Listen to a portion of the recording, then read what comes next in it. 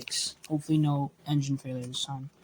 So this is the Model 3 Lego engine running on pure vacuum. So this is the starter. If I crank it, just need to get it in the right thing because I got this box. It's like a, yeah, so I do this with the wheel and it's just gonna, launch.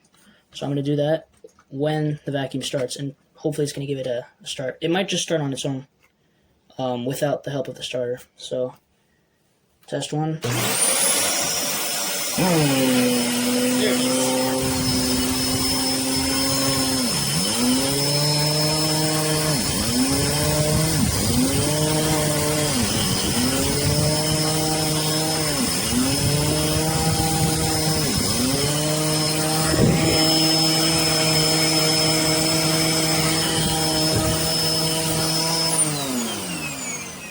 Nice.